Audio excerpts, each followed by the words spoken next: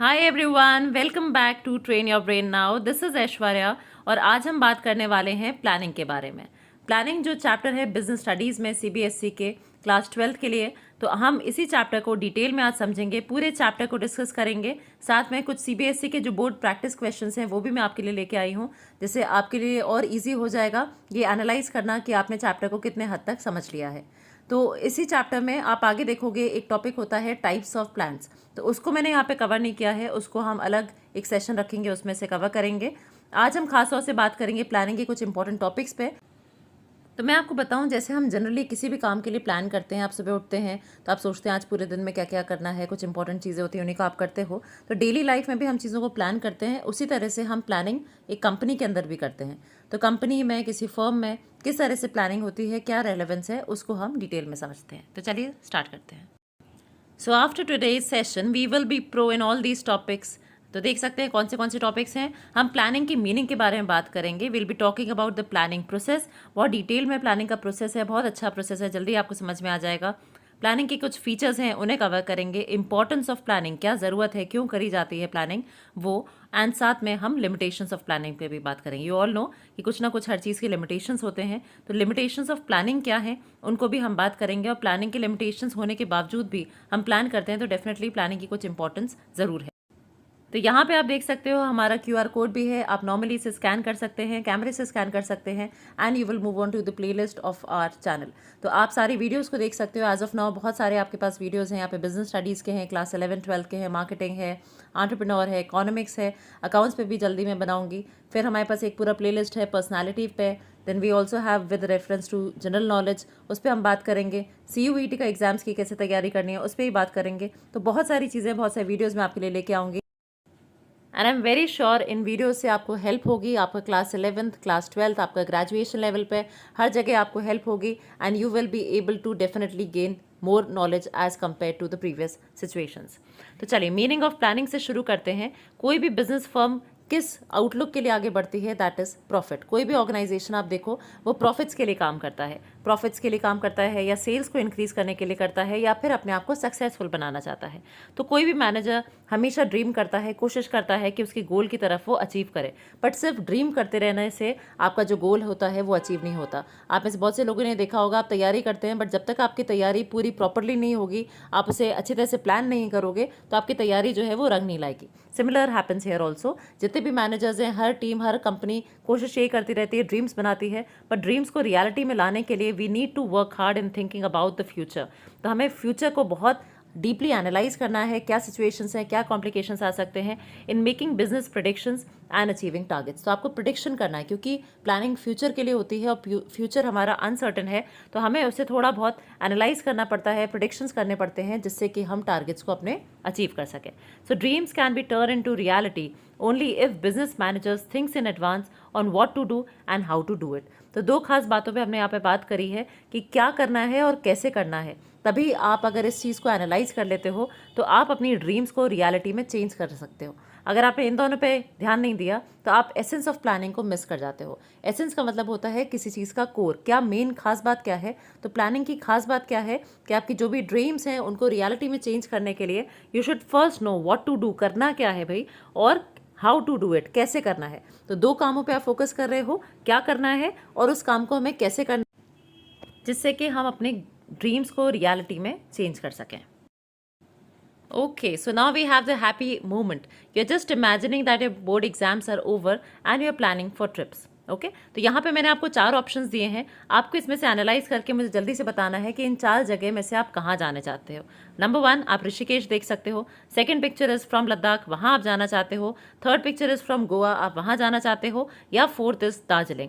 तो आप जल्दी से मुझे एनालाइज करके कॉमेंट बॉक्स में ज़रूर बताना अपने नाम के साथ कि आप कहाँ जाना चाहते हैं। तो ये 4 ऑप्शन हैं, दीज आर दी ऑप्शन जहाँ आप बोर्ड एग्जाम्स के बाद जा सकते हो विद योर फ्रेंड्स और your family. Okay so what ever is your decision, जो भी आपका डिसीजन होगा उसके पीछे आपका कुछ ना कुछ लॉजिक ज़रूर होगा। अगर आप ऋषिकेश जा रहे हैं तो उसका कुछ आपका रीज़न होगा। मे बी आप थोड़े रिलीजियस हैं, या आपको ऐसे पीसफुल जगह पसंद, और maybe you can go to Ladakh. इतना खूबसूरत जो हमारा दूसरा जगह है हमारे पास इंडिया में, वहाँ आप जाने का प्लान कर सकते हैं। thirdly the beaches of Goa, वहाँ भी आप जा सकते हो। And lastly Darjeeling, the beautiful place in India. So all these 4 beautiful places में से आप कहाँ जाना चाहते हैं, आपने इसे कुछ एनालिसिस करे होंगे, आपने कुछ सोचा होगा, कुछ आपके रीजंस होंगे जिसकी वजह से आप उस प्लेस पे जा रहे हो। तो आपको पता शायद नहीं चला होगा, बट आपने इतनी देर में, ये जो आपको 1-2 मिनट थे, इसमें आपने प्लान किया। ये चारों जो मैंने आपको सिटीज़ दिए, इन जगहों को आपने एनालाइज किया और आपने तुरंत सोचा कि हाँ मुझे यहाँ जाना है। तो आपने क्या किया, आपने डिसीजन लिया। तो जब भी हम डिसीजन लेते हैं कुछ ऑप्शंस में से, तो बेसिकली हम प्लान कर रहे हैं। और प्लानिंग में भी आप देखो, आपने किसी और से जाके नहीं पूछा, आपने खुद से ये चीज़ सोची कि भाई अगर मेरे पास ये 4 ऑप्शंस हैं, बोर्ड से बाद मुझे कहाँ जाना है। तो आप मेंटली उस जगह पहुँच भी चुके हो। आपने उस जगह के क्या बेनिफिट्स आपको मिलेंगे, क्या उसमें आपको पॉजिटिविटी दिख रही है, पॉजिटिविटी क्या दिख रही है, वो आपने सोचा तुरंत। और इसकी वजह से आपने डिसीजन लिया कि मुझे मे बी गोवा जाना है या लद्दाख जाना है। तो what ever is your final answer, वो उसके पीछे, उस आंसर के पीछे आपके कुछ ना कुछ रीजंस होते हैं जो कि हमें यहाँ से आइडेंटिफाई हो जाते हैं। तो यही जो है, दिस इज बेसिकली प्लानिंग। आप प्लानिंग में आइडेंटिफाई करते हो नंबर ऑफ ऑल्टरनेटिव्स में से कि कौन सा बेस्ट ऑल्टरनेटिव आपके लिए सूटेबल है। तो चलो अब इसे थोड़ा सा मैनेजमेंट की पर्सपेक्टिव से समझते हैं कि प्लानिंग का जो प्रोसेस है वो क्या है। ओके, तो आप देख सकते हो सबसे पहला step is setting objectives. Objectives होते क्या हैं? ऑब्जेक्टिव्स हमारे बेंचमार्क्स होते हैं, स्टैंडर्ड्स होते हैं, या वो एंड्स हैं जिनकी तरफ हम एम कर रहे हैं। पूरा एक ऑर्गेनाइजेशन ऑब्जेक्टिव की तरफ एम करता है। It can be increase in sales, it can be increase in profit, increase in ROI. आपका कुछ ना कुछ ऑब्जेक्टिव होता है। लॉन्ग टर्म ऑब्जेक्टिव होते हैं, शॉर्ट टर्म ऑब्जेक्टिव्स होते हैं। आप ऑब्जेक्टिव के लिए जब काम करते हो, उसी ऑब्जेक्टिव को अचीव करने के लिए जो प्रोसेस है पूरा, दैट इज योर प्लानिंग। तो इनिशियली आप प्लानिंग करते हैं, उसके बाद हम एग्जीक्यूशन वगैरह आगे जो है सारे फंक्शंस उस पर आगे बात करेंगे। तो right now we are talking about setting the objectives. तो जैसे ही आपने एक बार ऑब्जेक्टिव सेट कर दिए, the second step is developing premises. Premises का मतलब यहाँ पे है अजम्पशन से, क्योंकि आप कोई भी एक्टिविटी करोगे तो आप देखोगे बहुत सारे फैक्टर्स जो उससे पहले कुछ और थे, थोड़ी देर बाद विद इन आवर्स भी, या विद इन मिनट्स भी, या इनफैक्ट विद इन मंथ्स जो होते हैं, उसके जो फैक्टर्स होते हैं वो चेंज हो जाते हैं। गवर्नमेंट चेंज हुई, उससे आपके कुछ जो फैक्टर्स हैं वो चेंज हुए। क्लाइमेटिक कंडीशंस चेंज हुई, उससे हो सकता है आपके बिजनेस पे इफेक्ट पड़े। कोई पॉलिटिकल चेंजेस हैं, लीगल चेंजेस हैं, टेक्नोलॉजिकल चेंजेस हैं, बहुत सारी ऐसी चेंजेस हैं जो कि आपके इन्वायरमेंट में होती रहती हैं, और उससे आपका जो प्लान है उस पर इफेक्ट पड़ता है। तो हम ये अजम्पशन लेके चलते हैं कि बाहर की जो भी इन्वायरमेंट में चेंजेस हैं वो कुछ टाइम के लिए स्टैटिक हैं, बहुत ज़्यादा उनमें चेंजेस, कॉम्प्लिकेशंस नहीं आ रहे हैं। तो कुछ अजम्पशन लोगे तभी आप आगे बढ़ते हो। Third step is identifying alternative courses of action. जो भी हमें अचीव करना है उसके लिए हमें बहुत सारे ऑल्टरनेटिव्स निकालने पड़ते हैं कि हम उस चीज़ को कैसे अचीव करेंगे। और जितना ज़्यादा इंपॉर्टेंट ऑब्जेक्टिव होता है उतने ज़्यादा हम ऑल्टरनेटिव्स को सर्च करते हैं। जैसे अभी मैंने आपको बोला कि आपको बाहर जाना है, you want to go outside Agra after your board exams. तो बोर्ड एग्जाम्स के बाद, या जिस भी आप शहर से इस वीडियो को देख रहे हैं, उस शहर से अगर आपको बाहर जाने का ऑप्शन मिलता है तो इन 4 में से आप कहाँ जाओगे? तो मैंने आपको ऑप्शंस दे दिए, दैट वर ऑल्टरनेटिव्स दे दिए। Okay, after identifying the alternatives, the next thing is evaluating the alternative courses of action. Now what is evaluating? Evaluation के लिए आपकी शीट्स जाती हैं। evaluation basically is एक बार उसको, उसके पॉजिटिव और नेगेटिव एस्पेक्ट को देखना, या उसको प्रोज एंड कॉन्स को चेकआउट करना। तो हर ऑल्टरनेटिव के हम प्रोज एंड कॉन्स को चेक करते हैं। जैसे अभी मैंने आपको बोला कि लद्दाख जाना है, तो आपने सोचा कि क्या बेनिफिट होगा, क्या लॉसेज हैं। अगर हम दार्जिलिंग जाएंगे तो क्या प्रॉफिट, क्या लॉस है। तो हम क्या कर रहे हैं, हम सारे ही ऑल्टरनेटिव्स का इवैल्यूएशन कर रहे हैं, हम उसे चेकआउट कर रहे हैं, इसमें क्या फ़ायदा, क्या नुकसान। जैसे ही आपके पास सारे अपने जितने भी ऑल्टरनेटिव्स हैं, सबके आपके पास प्रॉफिट लॉस आ गए, आपने देख लिया भाई इसमें ये फ़ायदे हैं, यहाँ जाएंगे तो ये फ़ायदा होगा, यहाँ जाएंगे तो ये नुकसान है। जैसे ही आपने पूरा एनालिसिस बना लिया, now you have to select. आप निकालते हो कि भाई हाँ, इन चारों जगह में से मैडम मुझे यहाँ जाना है। तो वो क्या हुआ, आपने सिलेक्ट कर दिया बेस्ट ऑल्टरनेटिव कि मैम हम लोग जो हैं, हम लोग गोवा जाना चाहते हैं, या हम लोग जो हैं, हम लोग दार्जिलिंग जाना चाहते हैं। तो आपने अपने बेसिस से कुछ, आपने अपने दिमाग में कुछ सोचा, प्लानिंग करी, आपने सारे इवैल्यूएट करे ऑल्टरनेटिव्स को, एंड देन आपने एक सिलेक्ट किया best alternative. In fact selecting the best alternative आपका one of the most important criteria है, या one of the most important step भी है प्लानिंग में। जैसे आपने सेलेक्ट कर दिया, उसके बाद करना है इम्प्लीमेंट करना। यही हम सब लोग फेल हो जाते हैं। ज़्यादातर लोग इंडिया में यही सिचुएशन हो जाती है कि हम प्लान्स बहुत अच्छे बनाते हैं, बट हम उन्हें प्रॉपर्ली इम्प्लीमेंट नहीं कर पाते। इनफैक्ट अगर हम बहुत स्पेसिफिक होकर अपनी भी बात करें तो यही होता है, हम प्लान्स अपने दिन भर के बहुत अच्छे बनाते हैं, हम अपने स्टडी प्लान्स बनाते हैं, अपनी लाइफ को पूरा प्लान करते हैं, बट जब उसको इम्प्लीमेंट करने का टाइम आता है, हम अपने इम्प्लीमेंटेशन के टाइम पर थोड़ा सा वीक पड़ जाते हैं। So now is the time that you have to implement the plan. आपने जैसे ही सिलेक्ट किया कि आपको कहाँ जाना है, so then actually you have to go to that place, तभी आपको मालूम पड़ेगा कि आपको वहाँ जाके उतना अच्छा लगा या नहीं लगा।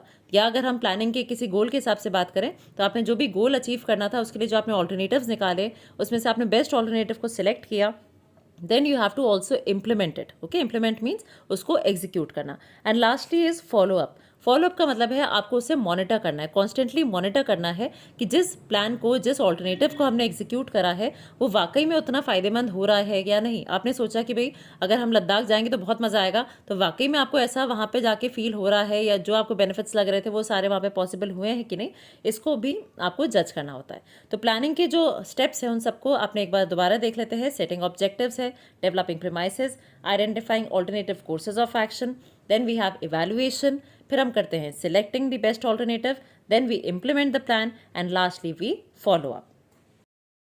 तो चलो, अब प्रोसेस तो हमें समझ में आ गया, बट इसको लर्न कैसे करें। बहुत सारे बच्चों को ये प्रॉब्लम आती है कि जब भी हम कोई चीज़ पढ़ते हैं हमें वो लर्न नहीं होता, तो ये निमोनिक्स के थ्रू हम इसे लर्न करेंगे। मैंने यहाँ पे एक स्टेटमेंट आपके लिए रखी है, Sundar Pichai is easy going, selfless, intelligent and famous. अब now is the question, you have to first tell me who is Sundar Pichai.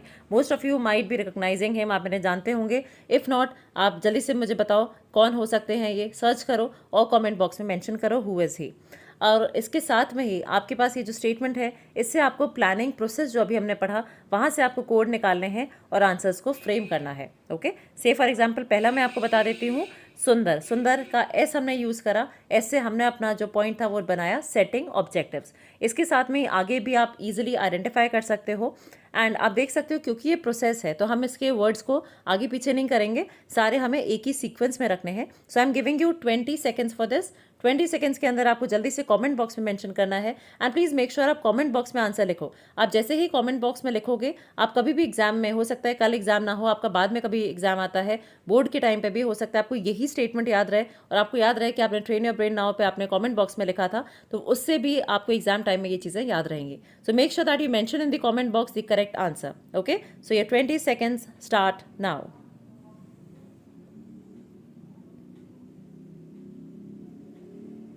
Statement is Sundar Pichai is easygoing, selfless, intelligent, and famous. So our almost 15 seconds are over, and we got 5 more there, and the time is over. अब पहले मैं आपको answer नहीं बता रही हूँ, first we are going by the detailed explanation, क्योंकि आपको पता है एग्जाम में आपको बहुत सारा लिखना होता है and we can't just go by the main words. Keywords के बेसिस से हम ये अजम्पशन नहीं ले सकते कि हर कोई लिख लेगा, तो हम थोड़ा सा इसको डेप्थ में समझ लेते हैं because it's a board examination के लिए हम इस सब्जेक्ट को पढ़ रहे हैं, इस टॉपिक को पढ़ रहे हैं। सबसे पहला आया setting objectives. Objectives should be stated clearly for all departments, units and employees. आपको ऑब्जेक्टिव क्या है वो सबको पता होना चाहिए, from top level to the shop floor to the platform area, सबको पता होना चाहिए कि ऑब्जेक्टिव क्या है। सारे डिपार्टमेंट, यूनिट, एम्प्लॉय सबको क्लियर हो। They give direction to all departments. आपके ऑब्जेक्टिव से क्या होता है, डायरेक्शन मिलता है सबको कि उन्हें क्या क्या ऑर्गेनाइजेशन में आके काम करना है। नंबर 2, सेकेंड स्टेप जो हमने बात करी थी, that is developing premises. The manager is required to make certain assumptions about the future. These assumptions are called premises. Assumptions are the base material upon which plans are to be drawn.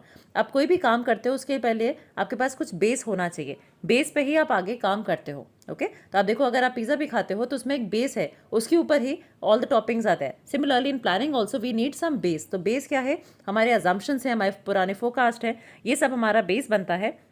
The base material may be in the form of forecast, existing plans और any past information about the policies. तो जब भी आप आगे plan करते हो तो उसके लिए आपके पास कुछ बेस मटेरियल होना चाहिए, ये आपका जो बेस हो जाता है, इसी के बेसिस से आप आगे प्लानिंग कर सकते हो। सो डेवलपिंग प्रीमाइसेस में कुछ अजम्पशंस हैं, अजम्पशंस हमारे प्रीमाइसेस होते हैं, अजम्पशंस हमारे बेस मटेरियल होते हैं जिस पे हम प्लान्स बनाते हैं, और ये जो अजम्पशंस हैं they can be are past sales record हो सकते हैं, हमारे आगे के फोरकास्ट हो सकते हैं, हमारे कुछ पॉलिसीज़ हो सकते हैं, और जो इन्वायरमेंट में चीज़ें हो रही हैं उनको हम मान के चलते हैं कि सारे में ये चेंजेस कम आएंगे, नहीं आएंगे, वो सारे जो है these all are are developing premises.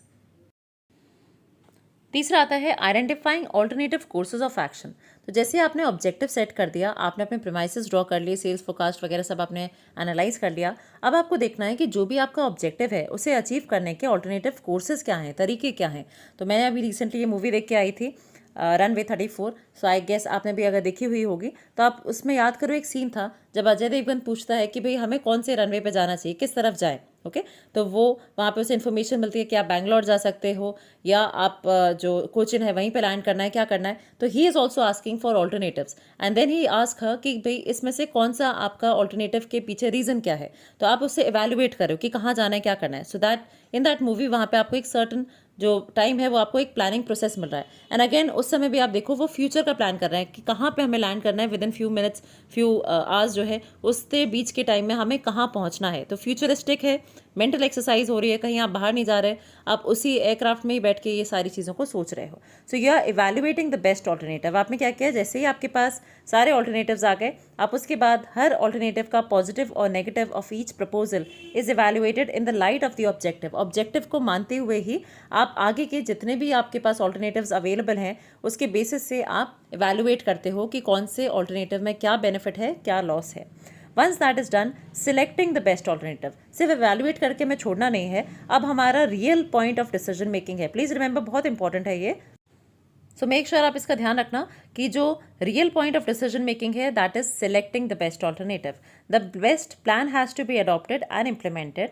The ideal plan of course would be the most feasible, profitable and with least negative consequences. तो बोर्ड एग्जाम्स में ये भी पूछ लिया जाता है कि बेस्ट आपका जो ऑल्टरनेटिव है वो किस बेसिस से डिसाइड किया जाता है। It is decided on the basis of कौन सा फीजिबल है, कौन सा एग्जीक्यूटेबल है, हो सकता है जिसमें प्रॉफिट ज़्यादा हो और जिसमें सबसे कम नेगेटिव होने के चांसेस हैं। आप उसी चीज़ को सिलेक्ट करोगे, that will be your best alternative, जिस पे हम आगे काम करेंगे। नेचुरली उसी जिसको हमने सिलेक्ट किया है ऑल्टरनेटिव को, उसी पे हम आगे चल के उसको इम्प्लीमेंट भी करेंगे। और इम्प्लीमेंटिंग द प्लान में आप देखो, this is the step where other managerial functions also come into picture. ये भी आपको ध्यान रखना है, जैसे ही आपने सेलेक्ट कर लिया उसके बाद से जब इम्प्लीमेंटेशन का होता है तो यहाँ पे हम ऑर्गेनाइज करते हैं रिसोर्सेज को, क्या क्या चाहिए, मेन मटेरियल हमें कितना चाहिए, उन सब चीज़ों का आप पूरा एनालिसिस कर चुके हो। उसको बुलाना, स्टाफ करना, लोगों को बुला के उनसे काम करना, दैट इज़ डायरेक्टिंग कराना, ये सारा जो है वो आपका अभी तक इससे पहले प्लानिंग तक चल रहा था। सिलेक्टिंग के बाद दैट इज़ इम्प्लीमेंटिंग में ही आपके बाकी सारे जो मैनेजरियल फंक्शंस हैं वो सारे प्ले में आ जाते हैं, मतलब वो सारे एकदम लाइमलाइट में आ जाते हैं और उनका जो वर्किंग है वो शुरू हो जाती है। This step is concern with putting the plan into action, that is doing what is required. जो हमें करना है उसको एग्जीक्यूट कर देना is implementing the plan. Implementation वैसे भी बहुत नॉर्मल सा वर्ड है, मतलब किसी चीज़ को एग्जीक्यूट करना। So that is what we are doing here. हम प्लान को इम्प्लीमेंट कर रहे हैं, एग्जीक्यूट कर रहे हैं। जो हमारा बेस्ट हमने सिलेक्ट किया था उसी को एग्जीक्यूट करते हैं। लास्ट स्टेप आप देखो, that is follow up. To see whether plans are being implemented and activities are performed according to the schedule is also part of the planning process. ये भी देखना, सिर्फ प्लान को बना देना, सिलेक्ट कर लेना, एग्जीक्यूट करा देने से काम नहीं चलेगा। आपको ये भी देखना है कि उसमें से कितना जो है वो प्रॉपरली इम्प्लीमेंट हुआ, नहीं हुआ, क्या रीज़न से, इन सब को भी चेक करना बहुत ज़रूरी है। is also the part of planning process. Monitoring the plans is equally important to ensure the objectives are achieved. आप सिर्फ ये सोचो कि भाई हमने इम्प्लीमेंट किया था उसके बाद भी हमारा ये प्लान फेल हो गया, दैट मीन्स कि हमारी प्लानिंग गड़बड़ है, ऐसा ज़रूरी नहीं है। यू हैव टू चेक कि भाई हमारा जो प्लान था वो क्यों नहीं इम्प्लीमेंट हुआ, या उसके इम्प्लीमेंटेशन में जो हमने सोचा था उतना अच्छा रिजल्ट क्यों नहीं आया। For that you need to follow up. मान लीजिए कि आप लद्दाख गए थे, या आप गोवा गए थे, या आप दार्जिलिंग गए थे, या ऋषिकेश गए थे, इन चारों में से जहाँ पे भी आप गए, now you also have to follow up कि जो जो चीज़ें आपने प्लान करी थी वहाँ पर उन चीज़ों को आप एग्जीक्यूट कर पाए, नहीं कर पाए, क्या दिक्कतें आई, तो वो आपका एक्चुअली में फॉलो अप हो जाता है। ओके चलो जी, थोड़ा पड़ाव हमारा पूरा हो गया। अब हम आ गए हैं फीचर्स ऑफ प्लानिंग पे। We have already covered what do we mean by planning and what is the process of planning. बहुत ही सिंपल से ईजी से प्लानिंग के फीचर्स हैं, बट प्रॉब्लम तब आती है जब ये केस स्टडी के फॉर्म में आता है और वहाँ पे हमें सॉल्व करने प्रॉब्लम होती है। तो मैं आपके लिए कुछ केसेस तो आज लाई हूँ, कुछ और केसेस आपके लिए नेक्स्ट वीडियो में रखूँगी प्लानिंग के, so that you are pro in planning. Okay see the first here feature is pervasive. Pervasive का मतलब होता है हर जगह एप्लीकेबल है। हमारी डेली लाइफ में भी प्लानिंग हमारे लिए बहुत ज़्यादा रोल प्ले करती है। हम कहीं बाहर जा रहे हैं तो हम उसके लिए प्लान करते हैं। एक कंपनी में एक जो फाइनेंशियल मैनेजर है वो फंड्स की प्लानिंग कर रहा है। मान लीजिए कोई घर में एक फादर है, वो अपने घर का पूरा बजट जो है उसको प्लान कर रहा है। हमारे जो मिनिस्टर्स हैं वो अपने अपने डिपार्टमेंट्स के लिए प्लानिंग कर रहे हैं। एंड डिफेंस फील्ड में आप देखें तो वहाँ पे भी लोग प्लान कर रहे हैं। तो एवरीवेयर देयर इज़ प्लानिंग। तो प्लानिंग हर जगह एग्जीक्यूट हो रही है, चाहे हॉस्पिटल है, रेलवे स्टेशन है, घर है, कोई गवर्नमेंट ऑफिस है, everywhere planning is being carried on. Number 2, it's a mental exercise, मतलब ये दिमाग का खेल है, आपको दिमागी तौर पे प्रेजेंट होना है, एनालाइज करना है कि हाँ ऐसा करूँगा तो ऐसा हो जाएगा, ये करूँगा तो ये सिचुएशन हो जाएगी। ये सारा आपका मेंटल एक्सरसाइज चल रही होती है, ठीक है। इसमें एक्चुअली में एग्जीक्यूट कुछ नहीं हुआ, सिर्फ आपके दिमाग में चल रहा है कि ये करने से ये होगा, इसके बाद ये फ़ायदा है, ये नुकसान है। So it is all going in the brain, so it is rational activity, mental exercise कह सकते हैं, या आप ये भी कह सकते हैं कि इसमें आपकी इंटेलिजेंस जो है वो काम करती है। Okay, next is involves decision making. ये बहुत शुरू में हमने बात करी थी, आप याद करो, मैंने आपको जब ऑप्शन दिए कि इन 4 जगह में से आप कहाँ जाओगे, लद्दाख है, दार्जिलिंग है, we have Goa and we have Rishikesh, तो आपने तुरंत अपना आइडिया लगाया कि नहीं मैं यहाँ जाऊँगा या मैं यहाँ नहीं यहाँ जाऊँगी, what ever is the decision. So that was on the basis of your planning. आपने अपने हिसाब से, आपको क्या ऑब्जेक्टिव था, किस हिसाब से आप घूमना चाहते हो, आपको पहाड़ों पे जाना है, बीच पसंद है, रिलीजियस प्लेस पसंद है, या आपको दार्जिलिंग के जो ग्रीन वेजिटेशंस हैं उस तरफ जाना है, जो भी आपका डिसीजन था उसके हिसाब से आपने बेस्ट ऑल्टरनेटिव को चुना, तो it is decision making. Next is continuous. Continuous का मतलब है लगातार आपको प्लानिंग करते चलना है। जैसे आप बजट भी देखो, every year we have the budget, तो ऐसा नहीं है एक साल बजट बन गया वो रखा हुआ है, आप हर साल प्लान करते हो। ओके, तो प्लानिंग आपकी कंटिन्यूसली चलती रहती है। Planning can be weekly, it can B daily also, it can B quarterly, monthly, yearly, किसी भी हिसाब से प्लानिंग आप कर सकते हो। Planning is always for the future, हमेशा हम आगे के लिए प्लान करते हैं। जो हमारे पिछला जो भी सिचुएशंस हो चुकी हैं वो हमारा एक बेस बनते हैं फॉर द फ्यूचर एनालिसिस। आगे हमें कैसे काम करना है, तो हमारा जो पास रिकॉर्ड है उसके बेसिस से हम फ्यूचर को प्लान करते हैं। तो जैसे अब आप लोग 12th में आ गए हैं, अब आपका आगे के लिए आप प्लान करते हो कि आपको कौन से करियर में आगे बनना है, क्या करियर आप ऑप्ट करोगे, क्या आपका एम है, तो इससे रिलेटेड भी वीडियोस आपको यहाँ पे मिल जाएंगे। तो आप इसकी तरफ आगे बढ़ते हो, नॉट नाउ प्लानिंग कि भाई क्लास 8th में मेरे को मैथ्स कहाँ से पढ़नी है, ओके, या क्लास 9th की फिजिक्स में कहाँ से पढ़ूँ, तो आप उससे रिलेटेड अब कुछ भी प्लान नहीं करें क्योंकि वो आपकी लाइफ में पहले ऑलरेडी हो चुका है। एक और आता है प्राइमरी फंक्शन, मतलब कि सबसे पहले आपको प्लानिंग करना है, उसके बाद जितने भी सारे फंक्शंस हैं, that is organising, staffing, directing, controlling, ये सब प्लानिंग के बाद से होते हैं। And most important, planning is done to achieve objectives. आपके कुछ ना कुछ ऑब्जेक्टिव्स होते हैं, गोल्स होते हैं जिनको आप अचीव करना चाहते हो, and for that you need to plan. आप याद करो, मैंने आपको सबसे पहले बोला कि आपके बोर्ड के एग्जाम्स ओवर हो गए and you want to go out, तो दिस इज योर ऑब्जेक्टिव, आप बाहर जाना चाहते हो बिकॉज बोर्ड के एग्जाम्स ओवर हो गए। Okay, now we have one question, यहाँ पे आप देख सकते हो, test yourself. We have this question here. Aarush जो है वो सेल्स मैनेजर हैं कंपनी के, being professional in his work, अपने काम वो बहुत अच्छे हैं। He knew that without good planning he will not be able to organise, direct, control, तो ये सारे फंक्शंस ये हुए हैं कि अगर वो प्रॉपर्ली प्लान नहीं करेंगे तो वो इन सारे कामों को नहीं कर पाएंगे efficiently and effectively. Only on the basis of sales forecast he would assist in the preparation of the annual plans for the production and sales. उन्होंने कहा कि उनके पास कुछ पुराने सेल्स फोरकास्ट हैं, उनके बेसिस से वो आगे की प्लानिंग करेंगे। He will also have to prepare sales plan regularly on the weekly, monthly, quarterly, half-yearly basis. While preparing the sales forecast, he undertakes intellectual thinking, involves foresight, visualization, and issued judgment rather than wishful thinking or guesswork. Most importantly, all these planning activities will be meaningful only if they will coincide with the purpose for which the business is carried out. आपको इसमें बताने हैं features, तो जल्दी से मैं आपको 10 second दे रही हूँ, आप देखो आप इन्हें एनालाइज कर पाते हो तो बहुत अच्छा है, अदरवाइज मैं आपको इसका आंसर ज़रूर दूंगी। Take 10 seconds and try to write the answer on your own. Okay, I hope you got it. देखो सबसे पहले इसमें दिया हुआ है कि बिना प्लानिंग के आप बाकी कोई भी एक्टिविटी नहीं कर सकते, तो अभी हमने बात करी थी प्राइमरी फंक्शन की, वो वाला यही है। उसके अलावा आप देख सकते हो इसमें लिखा हुआ है कि आपके जो सेल्स फोरकास्ट हैं वो बेस बनते हैं जिसके बेसिस से हम फ्यूचर को प्लान कर रहे हैं, तो ये वाला पॉइंट है that is futuristic. Okay, quarterly करने हैं, हाफ ईयरली करने हैं, तो ये क्या है, ये कंटिन्यूस बेसिस को एनालाइज कर रहा है।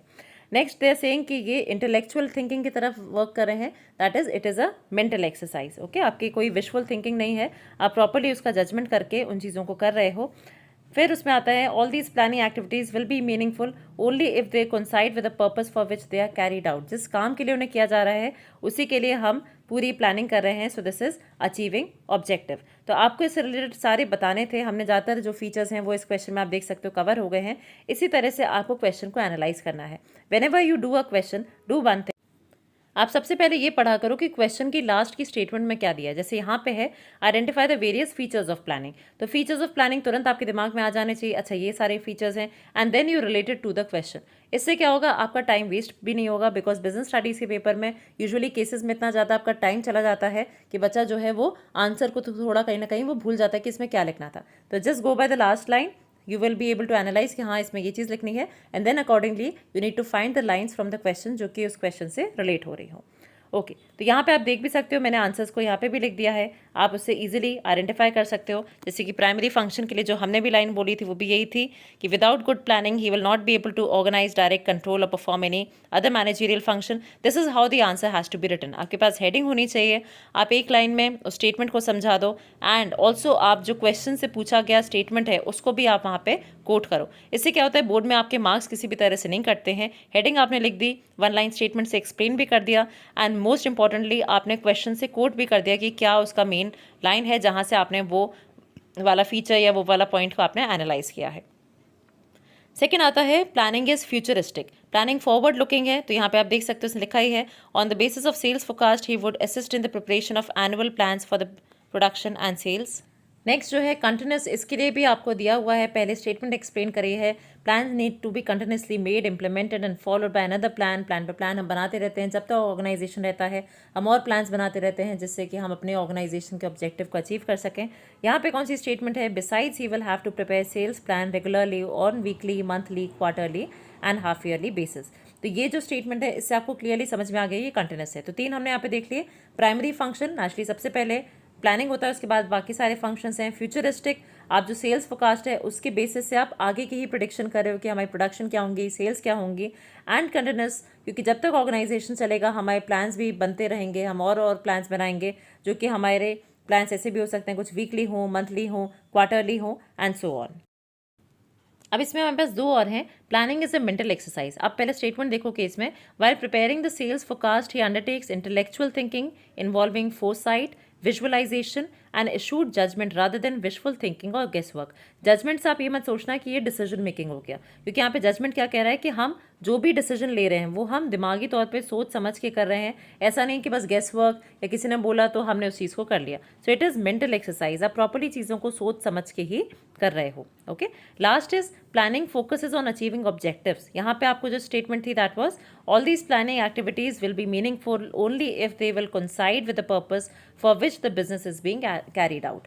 तो हम जितनी भी एक्टिविटीज़ कर रहे हैं वो मेन हमारी टारगेटेड किसकी तरफ है, ऑब्जेक्टिव की तरफ। जिस तरह से आप भी इस वीडियो को देख रहे हो या और भी आप जहाँ से भी अपनी सोर्स ऑफ नॉलेज आपकी होगी, वो सारे काम आप क्यों कर रहे हो, बिकॉज आपका जो ऑब्जेक्टिव है बोर्ड एग्जामिनेशन वो कोइंसाइड होना चाहिए। अगर आपको लगता है कि किसी एक एक्टिविटी से आपके बोर्ड एग्जामिनेशन में कोई बेनिफिट नहीं होगा तो आप उस चीज़ को छोड़ दोगे। तो सिमिलरली यहाँ पे भी आप इसीलिए प्लानिंग करते हो क्योंकि प्लानिंग से आपका जो ऑब्जेक्टिव है वो आपको अचीव हो जाता है। Almost 80% of the chapter is done. ये 20% ऑफ द सेशन जो है वो रह जाता है। इंपॉर्टेंस ऑफ प्लानिंग की बात करेंगे। प्लानिंग हमें डायरेक्शन देता है। अगर आप प्लान नहीं करोगे तो आपके ऑर्गेनाइजेशन में जितने भी एम्प्लॉयज़ हैं सब अपने अपने हिसाब से काम करेंगे, कोई कुछ काम करेगा नहीं करेगा। तो प्लानिंग से आपको एक डायरेक्शन मिल जाता है कि हमें अपने गोल को कैसे अचीव करना है। इसके बाद वाले जो 2 पॉइंट्स हैं इसमें मैंने आपको थोड़ा सा डिटेल लिख दिया है बिकॉज आई गेस इसमें आपको मटेरियल की रिक्वायरमेंट हो सकती है। Planning reduces the risk of uncertainty. आपका, क्योंकि आपने जब प्लान करा है आप सारे बाहर के इन्वायरमेंट को स्टडी करके ही प्लान करते हो कि क्या क्या चेंजेस हो सकते हैं। अब देखो इसमें लिखा भी है, planning is an activity which enables a manager to look ahead and anticipate changes. आप ऑलरेडी एनालाइज कर चुके हो कि क्या क्या चेंजेस हो सकते हैं एंड उसके बाद ही आपने प्लान को अपना पूरा शेड्यूल करा हुआ है। By deciding in advance the task to be perform, planning shows the way to deal with the changes and uncertain event. Planning के थ्रू आप ऑलरेडी फोकास्ट कर चुके हो कि ये चेंज आएगा तो ये करना है, ऐसा होगा तो ऐसा करना है। तो आपने वो जो अनसर्टनिटी का रिस्क है उसको आपने कम कर दिया। देखो अनसर्टनिटी पूरी तरह से खत्म नहीं हो सकती, आप बस उसे रिड्यूस कर सकते हो। और that too please remember planning से। ये वाइवा में बहुत बार बोर्ड में पूछ लिया जाता है कि कौन सी एक्टिविटी से हम अनसर्टनिटी को कम कर सकते हैं। Third is reduces the overlapping and wasteful activities. Again अगर आपने प्लान कर लिया, मान लो कोई प्रोडक्शन डिपार्टमेंट है उसने ऑलरेडी प्लान कर लिया कि in the month of October हमारी सेल्स कम होती हैं, तो सेल्स के हिसाब से ही हम जो सामान है वो कम खरीदेंगे, जो भी रॉ मटेरियल है, लेबर को हम कम इंगेज करेंगे। तो ऑलरेडी आपने एनालाइज कर लिया है, तो आपकी जो वेस्टफुल एक्टिविटीज़ है, अगर आप बहुत ज़्यादा रॉ मटेरियल मंगा लेते या आप ज़्यादा लोगों को हायर कर लेते तो वो आपका जो वेस्ट एक्टिविटीज़ हैं वो यहाँ पे कम हो जाएंगी because you have already planned. It helps in avoiding the confusion and misunderstandings because again misunderstanding क्यों कम हो रही है, कोई ओवरलैप एक्टिविटी होगी नहीं, आपने ऑलरेडी ये भी प्लान बना लिया कौन पर्सन क्या काम करेगा, कितने बजे तक काम करेगा, everything is already planned. Okay, since planning ensures clarity in thought and action. Clarity का मतलब है पूरी आपको क्लैरिटी है, समझ में आ गया कि अच्छा ये काम ऐसे होना है। ओके, तो आपके थॉट पे भी और आपके एक्शन में भी, जब आप उसे एग्जीक्यूट कर रहे हो तब भी आपको पता है और जब वो चीज़ आपके दिमाग में चल रही है तब भी आपको क्लियर है कि ऐसे करना है। Work is carried on smoothly without interruption.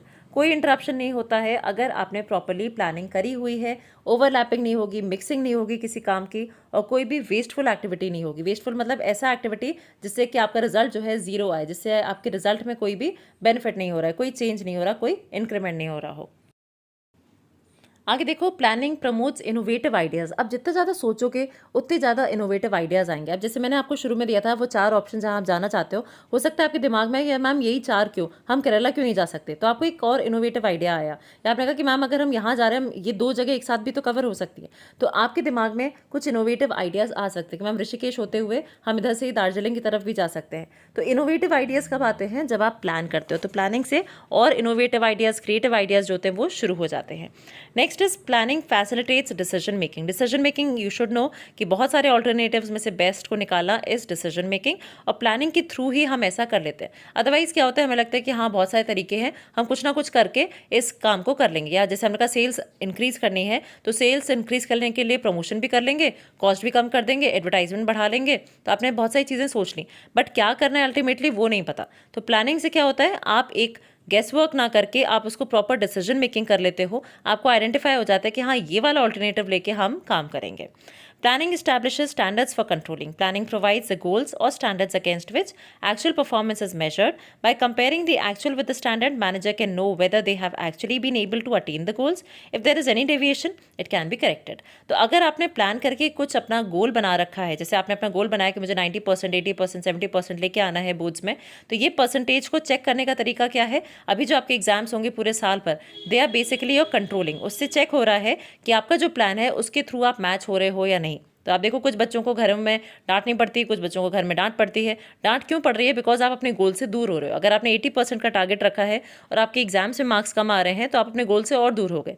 But अगर आपने टारगेट 70% रखा है और आपके पासिंग से मार्क्स आ रहे हैं तो घर में आपको यूजुअली डांट कम पड़ेगी, बिकॉज आप अपने गोल के ऑलमोस्ट करीब हो। तो अगर आप अपने गोल के पास चल रहे हो, सही चल रहे हो, तो कंट्रोलिंग और प्लानिंग थोड़ा बहुत सिमिलर हो जाता है। बट अगर आपका प्लानिंग बहुत हाई चल रहा है, बहुत ओवरस्टेटेड गोल्स हैं या अनअचीवेबल गोल है और कंट्रोलिंग आप कर नहीं पा रहे, आपके स्टैंडर्ड्स और एक्चुअल परफॉर्मेंस में बहुत डेविएशन है, तो वहाँ पे भी दिक्कत आती है। तो प्लानिंग से क्या हो रहा है, आपके पास वो स्टैंडर्ड्स आ जाते हैं जिससे कि आप मैच करो। ओके, अगर आपके पास कोई परसेंटेज का थॉट ही नहीं है कि कितना परसेंट लाना है, तो आप उसे चेक किससे करोगे। ओके, तो प्लानिंग आपको गोल देता है और कंट्रोलिंग से आप मेजर करते हो कि उस गोल को आपने कितना परसेंटेज अचीव कर लिया, और अगर नहीं करा है, that is if there is any deviation it can be corrected. उसको हम ठीक करने की भी पूरी कोशिश करते हैं कि किस तरह से हम उस जो हमारा प्लान है उसको कैसे ठीक करें, या अगर हमारी एक्टिविटीज़ कुछ ख़राब चल रही हैं उनको कैसे हम वापस स्ट्रीमलाइन करके ठीक करते हैं। ओके, अब हम आगे बात करेंगे प्लानिंग के। हमने इंपॉर्टेंस की बात कर ली, प्लानिंग का प्रोसेस देख लिया, प्लानिंग का कंसेप्ट देख लिया। अब जो हम बात करेंगे that is with respect to limitations of planning. तो सबसे पहला आता है प्लानिंग इन्वॉल्व्स ह्यूज कॉस्ट। बहुत ज़्यादा कॉस्ट लगती है, क्योंकि आप देखो ऐसा नहीं कि रूम में 5 लोग बैठ गए, बातचीत कर लिए, वो प्लानिंग हो गई। बड़ी बड़ी कंपनीज चलाते जो लोग हैं उनके पास ये बोर्ड रूम एक्सपेंसेस होते हैं। लोग आते हैं, आप लोगों को इन्वाइट करते हो, बहुत सारे आपकी शीट्स प्रिपेयर होती हैं, प्रेजेंटेशंस होते हैं, तो उसमें खर्चा बहुत ज़्यादा आता है। Number 2, does not work in dynamic environment. आपने कुछ प्लान किया, कोविड आ गया, कुछ प्रॉब्लम्स आ गई, आपके जो प्लान थे वो सारे फेल हो गए। ऑल्सो कि कोई गवर्नमेंट ने कोई पॉलिसी चेंज कर दी, उसकी वजह से आपका जो प्लान है वो फेल हो गया। तो कुछ ना कुछ इन्वायरमेंट में चीज़ें होती रहती हैं जिसकी वजह से आपका जो प्लान है वो 100% वर्क नहीं कर पाता। Does not guarantee success. आपने प्लान बहुत अच्छा बना दिया, बट उसका कोई श्योरिटी नहीं है कि उससे आपको सक्सेस मिल जाएगी। मैं पूरा प्लान बना दूंगा आपके लिए कि आज ये पढ़ना, ऐसा पढ़ना, ऐसा पढ़ना, बट इतना पढ़ने के बाद भी जो भी मैं प्लान्स बनाती हूँ, जैसे आप क्लास 12th में अगर बोर्ड एग्जामिनेशन स्टूडेंट्स हैं तो आपके लिए मैंने प्लान्स का भी पूरा बनाया हुआ कि किस तरह से आप अपने टाइम को प्लान करो। बट अगर आप उस पूरे टाइम को भी प्लान करते हो बट उसे एग्जीक्यूट नहीं करते हो तो आपको सक्सेस नहीं मिलेगी। या आप अच्छी तैयारी भी करते हो बट उस दिन कुछ ना कुछ आप किसी वजह से परेशान हो, तो हो सकता है कि कुछ नंबर जो हैं वो कम ज़्यादा हो जाए। तो प्लानिंग करने का मतलब ये नहीं है कि आपको सक्सेस मिल ही जाना है। Okay, so it's not a guarantee of success. Leads through rigidity और क्रिएटिविटी, ये दोनों मैंने आपके लिए पॉइंट्स रखे हैं क्योंकि ये आपको डिटेल में समझने हैं। रिजिडिटी का मतलब है कि manager may not be in a position to change. जो ऑलरेडी टॉप लेवल ने जो बना दिया है आपको उसी को फॉलो करना है। This kind of rigidity in plans में क्रिएट डिफिकल्टी। अब जो प्लान्स बना दिए उनको वैसे के वैसे ही आपको फॉलो करना है, अदरवाइज आपको मालूम ही नहीं पड़ेगा कितना डेविएशन हुआ, कितना चेंज हुआ है। तो जैसे बताया गया वैसे ही आपको एग्जीक्यूट करना है। आप बिल्कुल भी उससे इधर उधर नहीं कर सकते। बाहर के इन्वायरमेंट के हिसाब से अपनी सीक्वेंसेस को अपने प्लान्स में आप चेंज नहीं ला सकते। Managers need to be given some flexibility, और इसलिए हम कह रहे हैं उन्हें कुछ फ्लेक्सिबिलिटी आप दो, जिससे कि वो बाहर के इन्वायरमेंट के हिसाब से अपने कामों में चेंजेस ला सकें। एंड नेचुरली रिजिडिटी की वजह से ही क्या हो रहा है, क्रिएटिविटी भी आपकी कम हो जाती है। तो रिजिडिटी का मतलब क्या हुआ कि आपको स्टिक रहना है, जो प्लान बना उसी की वजह से आपको वैसे ही काम करना है, और आप कुछ भी अपने हिसाब से इधर उधर नहीं कर सकते हैं। रीज़न बीइंग कि हम फिर एवेल्युएट नहीं कर पाएंगे कि हमारा जो प्लान था वो कितना % सक्सेसफुल था। क्रिएटिविटी क्या होता है कि भाई प्लान किसी और ने बनाया और उसे इंप्लीमेंट कोई और कर रहा है, तो जब कोई और इंप्लीमेंट करता है तो उसे उस काम को करना और अच्छे तरह से आता है, बट आपके जो करे हुए चेंजेस हैं वो हम उसमें अडॉप्ट नहीं कर सकते। तो क्रिएटिविटी आपकी जो होती है वो कम हो जाती है, क्योंकि उसका हम कोई यूसेज नहीं कर रहे। एंड लास्टली जो प्लानिंग है बहुत ज़्यादा टाइम कंज्यूमिंग है। आप जब प्लान करते हो तो अब देखो, आप एग्जाम के टाइम पे जब सोचते हो अच्छा ये पढ़ लूँ, बहुत बार इतना सोच लेते हो कि कैसे कैसे पढ़ना है कि नींद आ चुकी होती है। तो टाइम कंज्यूमिंग बहुत ज़्यादा है planning. Okay, so I hope this is clear. Huge cost, does not work in dynamic environment, does not guarantee success, rigidity पे लीड करता है, जैसा बोला गया वैसे ही करना पड़ता है आपको। क्रिएटिविटी खत्म हो जाती है बिकॉज जैसा बोला गया वैसे ही करना है, तो आप कुछ और नई तरीके से उस काम में इनोवेशन कुछ नहीं ला सकते, अपना कुछ इनपुट उसमें नहीं दे सकते। एंड लास्टली बहुत ज़्यादा टाइम कंज्यूमिंग है और बहुत कम टाइम आपका इनफैक्ट रह जाता है उसे पूरा करने में। So self believe and hard work will always earn you success. Make sure आप अपने पे भरोसा रखें, खूब तैयारी करें, खूब मेहनत करें, सो दैट सक्सेस आपके साथ रहे। Okay, so all the best. Please make sure that you like the video, comment in the comment box. All the very best. Take care.